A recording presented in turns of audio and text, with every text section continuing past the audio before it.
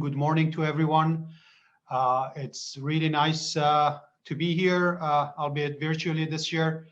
I'm going to talk about something that's done more or less every day in the natural gas industry, and that's trying to determine the phase diagram.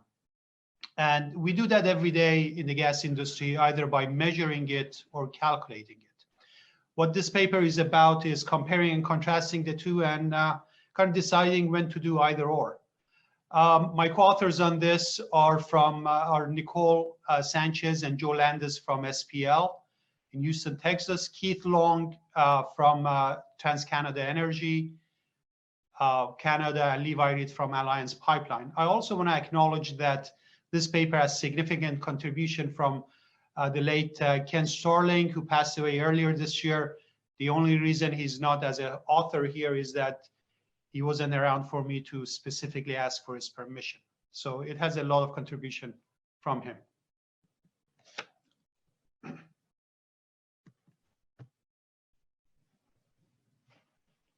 Now, if I could only, okay. So as I said, phase diagrams are used in the industry all the time. There are various software packages available to calculate those. You can also measure them. Phase calculations are used to satisfy custody transfer on hydrocarbon Dewpoint. They're also used to design processes and equipment, as well as sampling equipment. The knowledge of the phase diagram and the hydrocarbon Dewpoint basically is essential in everyday operations of processing, design, as well as pipeline operations. Errors in the phase diagram can cause numerous problems. And I'm sure most of you are aware of what those problems can be. I also want to mention that by no means we're the only ones that have done this. There's been a lot of study on this area going back years. And what this paper is going to do, most of this research has shown that calculations of phase diagrams, particularly in the field, have enormous errors.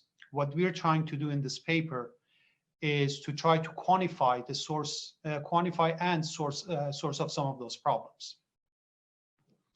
I do want to mention that there was a couple of recent papers, one out of China, that's done an extensive study, the second reference here, as well as the last reference out of Nigeria, that's looked at a lot of different mixtures, both synthetic and non-synthetic natural gas, and they've done similar measurements. The previous research has shown that if you're going to do phase diagram calculations, C6 or C9 plus GCs are, the errors are so much that it renders them useless. The errors in the phase diagram come from various sources. And again, what we're trying to do here is quantify those sources. The methodology, two things. We measured the EcoFisk blend at SPL gravimetrically. The EcoFisk blend is a very well-known blend that has been studied at various institutions, and that's one of the reasons we picked it here. On that blend, there were several C12 analyses that were performed in a laboratory environment, not in the field, but in a laboratory environment, in various conditions, basically pressure regulation at different temperatures with various stages. The phase diagrams were calculated for each analysis and then they compared to each other. The phase diagrams were also analytically measured with spectroscopic chilled mirror instruments. And furthermore, we took a lot of field data from some of our co-authors and others, and we did some comparison between GC calculations and chilled mirrors at those locations. And most of these GC calculations were either C6 or C9. Let me give you the summary of the results and then I'll go into detail. We basically kind of came to the same conclusion that a lot of other people have come in, that C6 and C9 plus GC data, when you use them for calculation of phase diagrams, there are enormous errors. Calculations, the difference between C6 and C9, although the C9 is marginally better, but they eliminate only one source of error, and I get to that. And in reality, C12 analysis is really needed for calculation of phase diagrams, for accurate calculation of phase diagrams. And even then, you have to be very careful in pressure regulations and sample handling and everything else. To add to it, the choice of software is also important, which software package you use, because different software packages apparently give you different results. Let's talk about sources of error when you calculate phase diagrams. There is a heavy distribution error. If you use a C6 or C9 GC, you have to make assumptions on what the heavier components are. So if you use a C6 plus, you make some assumptions based about what C7, C8, C9, and all those other things are. Same thing with C9. There is pressure regulation error. GCs work at atmospheric pressure. When you reduce your pressure from your line pressure or your sample bottle down to 20 psi or 15 psi, you can introduce significant errors, and this is one of the things we've quantified here. There is the GC uncertainty itself. GCs have uncertainties like any other instrument, and those uncertainties are much higher for heavier components. The heavier components are really the most influential in determining the phase diagram, the phase boundary basically, and the hydrocarbon dew point. And the uncertainty just from the GC source, it can be as high as 20 to 30 degrees. Furthermore, there's equation of state error. Again, different equations of state give you different results. And there is this concept of compounding uncertainty. What that means is that when you have several different sources of error, the uncertainties add up. So if you have something that, if you have several inputs to an equation that one has 2%, one has 5%, and you use that in a calculation, the total uncertainty is not the greatest of those two. It's actually the sum of those two. And in an equation of state, you're doing a lot of calculations, and the uncertainties in the measured values basically add up. And of course, there is sampling error. I'm not going to talk about this in this particular presentation. So the EcoFisk mix, again, it's a very well-studied mix. Here's the breakdown. Goes all the way to C12. So let's talk about the source of errors and trying to quantify them. The heavy distribution error. What we did was we took that blend and we used software package A. I'm not going to say who the vendor is, but let's call it, this is the one that was giving the best results compared to measurements.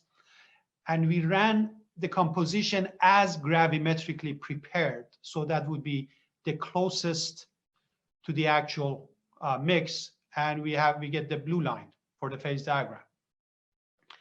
Then we took the same composition and we lumped everything heavier than C6 into C6. That would give you the red line. Notice this is about 50 degrees difference. Then what we did was we took all the heavies and this heavier than C9, and this time we dumped them into C9 bucket. Now you're getting this. For the next phase diagram, what we did was we dumped everything to C6, anything heavier than C6, we dumped into C6, but we used this 60-30-10 assumption for distribution into C7 and C8. And now we're getting this type of a phase diagram. So as you can see, quite a bit of variance, especially if you were using a C6 GC, you would have a lot of uncertainty about what the actual phase diagram would look like.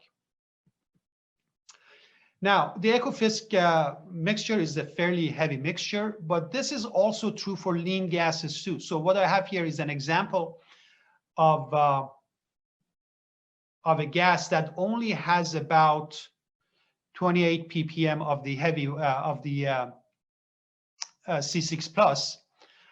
And we ran 3 different phase diagram calculations, one with all the C6 plus being hexane, the other one we used 60-30-10. You get this curve. The actual measured dew point was still another 15 degrees higher. So it actually applies these errors also apply to pipeline type gases. Let's talk about the pressure regulation error. Again, GCs work at atmospheric pressure. Your line or your sample bottle may be all the way up to 1200. So our sample bottle in this case was 1200 pounds. What we did was we did a series of experiments. In the first one, we used a 4-stage regulator maintained at 120 degrees Fahrenheit to reduce the pressure. And the resulting GC results, we used, again, in the same software package to calculate the phase diagram. And the blue line was the result of that. In the next set of experiments, we used a 4-stage regulator maintained at 140 degrees Fahrenheit. We repeated the experiment. Now we have the green curve. Next up, we used the 4-stage regulator maintained at 150 degrees. And now we have the red curve. For the final one, based on some heat transfer calculations, what we decided to do was actually use 2 separate 1-stage regulators in series, both of them maintained at 150 degrees Fahrenheit. And we get this orange line, which was very, very close to the experimental data. And those gray dots are actually experimental data from a spectroscopic chilled mirror instrument.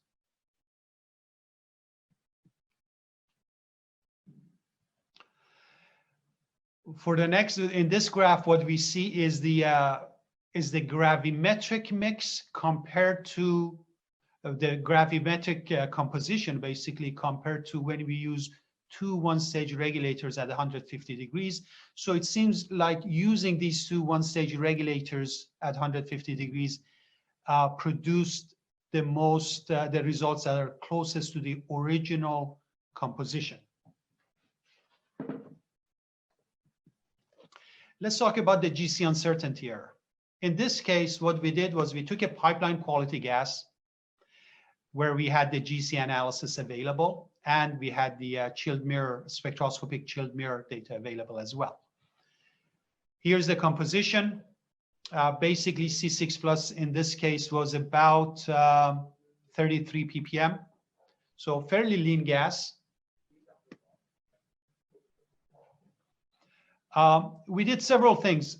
We took the original composition and assumed all the C6 is hexane, and we get this maroon curve. Then we decided to use a 48-35-17, and now the curve moves about 40 degrees. Next one, we decided to use a logarithmic distribution, which many many papers point to it being the most realistic distribution, and it goes all the way to C16, and we got this curve. Next up, what we did, we took the C6 plus this logarithmic distribution, and we threw in 2% uncertainty, which is the best case scenario for most GCs. And now we got the orange curve. And then we did it with 5% uncertainty, and we have this dashed line. So depending on your assumptions, and the actual measurement was around 20 degrees. So you see, based on assumptions and GC uncertainty, you can actually have quite a wide variance of what the actual phase diagram and the dew points are. An interesting thing that was done by Ken Sterling and his research group back, I want to say about 20 years ago, maybe wrong on that, it could be a little more or less, was taking the C6 plus distribution, the C6 plus composition coming from a GC, and using one or more analytically measured dew points and adjusting the distribution so that the phase diagram would actually go through one of those dew points. And it yielded very, very interesting results. So again, the orange line is the 2 1-stage regulators that yielded the best results. And The purple line is actually taking the C6 data, the C6 plus data, and adjusting the heavy distribution so that it does actually go through the measured chilled mirror, spectroscopic chilled mirror data. And you see that the phase diagram now is very, very close. This is called the C6 match method that Ken and his group did, again, about 20 years ago. Let's go to the equation of state error. So in this case, what we did was very simple. We took the gravimetric data, basically the original composition, and we ran it with software A, and we ran it with software B. Both of them are heavily used software packages in the industry. And you can see that there's quite a bit of difference. Even at Cricondon term, there's somewhere around 20, 30 degrees of difference between software A and software B. We also use other software. We used another software that's very commonly used in this industry. I want to say by hundreds of companies, and the results were even worse. Those results were completely off the chart. So the choice of software is also important. Some software packages work better for rich mixtures. Some work better than for lean mixtures. Some work better at low pressures. Some work better at high pressures. So it's very important to have some sort of measurement data to verify how the software package is doing for a specific application. This is data from a GC manufacturer that compares C6 plus measurements with C9 plus measurements on a series of gases. And you can see here the scatter is about 80 degrees. And that's just from going from a C6 plus to a C9 plus GC.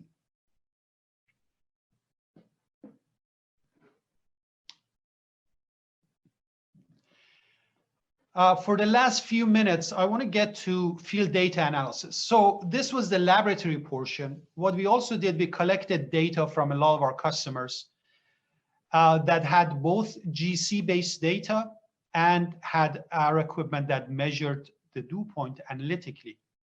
And we compared them to see what's going on. If we do see any trends, if we can learn anything by looking at a lot of data. And by a lot of data, I mean corresponding to cumulative, 10 years worth of data. So we found some very interesting things. The first major finding is that when we measure a dew point analytically using a chilled mirror, that the results are almost always higher than customers' expectations. For whatever reason, the customers think their dew points are much lower than they actually are. And this is a disconnect, at least for me personally, in that we see all these liquids in the pipelines, even in transmission pipelines, and we're surprised that they're there. But we're also surprised that the dew point of the gases in the pipeline are higher than what they actually, what we think they are. Where do these expectations come from? Well, they have various sources. These expectations, some of them are based on supplier-based information. So a producer sells the gas to a pipeline and says that your dew point, I've controlled it to be, let's say, 10 degrees. In reality, it's probably much higher.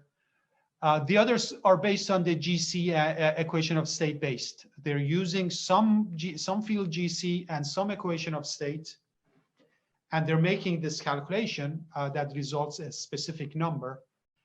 And that number, as I will get to, is almost always significantly lower than the actual data, than the actual dew point of the gas. And some of these expectations are, interestingly enough, based on historical data. Some customers say, well, my dew point was 10 degrees 10 years ago, so I still think it's 10 degrees. The other major finding for us was that the GC equation of state-based calculations in the field show significant errors when compared with actual chilled mirror measurements. As we mentioned, the source of errors are quite a bit. There are, the equation of state errors themselves, the heavy distribution error, the GC uncertainty error, and the pressure regulation. And the cumulative error in some cases are as much as 80 to 100 degrees. As you saw in the previous slides, you could basically pick any one of the those curves and claim that your dew point is anywhere from -50, to +50. And that's really not satisfactory if you're using this data to design sampling equipment or to design your processes or to control your pipeline operations. The other thing we found out, which was very interesting, is that there is a wide variance of hydrocarbon dew points in different regions.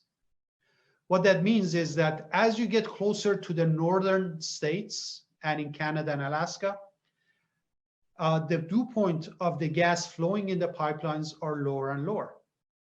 Now, there are some tariffs on hydrocarbon dew points, and they're typically somewhere between 10 to 14 Fahrenheit. But it turns out that in the southern states, the gas flowing through the pipelines, some of them have dew points as high as 40, 50, sometimes 60 degrees. Whereas as you go further up north, they actually get much closer to the tariff. And there are places in Alaska that their dew points are zero or below. This makes a lot of sense, thinking that, well, processing is cheaper as you get up north. I mean, if you're, we have some units in Northern Europe, very Northern Europe, and they were telling me that as the gas comes out and the separator is sitting at -20 degrees already, well, the gas coming out of that separator is going to be already very, very lean. Whereas if you're doing the same thing, let's say in Texas, that won't be the case, and it would need additional processing, and the degree of processing will determine what the actual final phase diagram, final dew point would look like. But there's wide variance depending on geography. The other thing that was very interesting we found out is that the hydrocarbon dew points actually fluctuate with pipe and ground temperature. This indicates that in most of these scenarios where we saw the fluctuation with pipe temperature, it indicates a two-phase flow. During the day, warmer, more heavies are evaporated in the pipe itself and are sampled by the probe. And in the colder days, that actually they stay in the liquid phase and they're not sampled. So here's data, long-term data, and you can see these are hydrocarbon dew points, and they go up and down. This is the warmest part of the day, coldest part of the night, and they go up and down, up and down. And then when you add a few overcast days, you basically get a flat lining, and then goes back to its periodic structure. Now, the GC-based data do not necessarily show the same variation. And I asked Joe from SPL, why does he think that is? And he actually gave a very good answer, is that most GCs have a filter in front of them. So if there are any liquids coming out that may, during the warmer days, they actually get eliminated before the GC analysis. But when you look at the actual dew points coming from the pipe, they go up and down. And that indicates a two-phase flow, which means there are liquids present in the pipeline, which could be problematic. And this is why, there is a pigging industry, because you have liquids dropping out into these pipelines. I'm going to wrap up by, pointing out the conclusions and summary. If you're trying to determine the hydrocarbon dew point or the actual phase diagram, field GCs are not suitable for measurement of the composition for the purpose of calculating phase diagrams. Now, they work very well for determination of BTU, because the heavier components don't have much contribution into the BTU as the lighter hydrocarbons, because there's a higher percentage of them. But for determination of hydrocarbon dew point and the phase diagrams, Field GCs are just not suitable. If you're going to do a GC-based analysis for calculation of the phase diagram, you really need a C12 analysis in a lab setting with very good control on the pressure regulation side to get acceptable results that allow you to do design of your sampling equipment or other processes. If you do that, you should be able to get within 5 or 10 degrees. If you do not do that, the error could be very, very high and unacceptable for more practical purposes. Sampling and pressure regulations can introduce significant errors. A lot of the pipelines in US are operated anywhere. You know, if you're looking at distribution, they're lower, but there are pipelines in US that are operating at 800, 900, or 1,000 PSI. As you bring that pressure down for GC-based analysis or moisture analysis in equipment that need low pressure, you're going to have significant changes to the composition if you're not doing that pressure regulation in multiple stages and with a lot of input into the, with a lot of heat input into the regulation process. The other thing I want to mention, the C6 match seems to be a nice shortcut to get from a C6 GC base to a composition that that would be much, much better than what the C6 analysis provides you. But to do that, you need at least one analytically measured hydrocarbon dew point.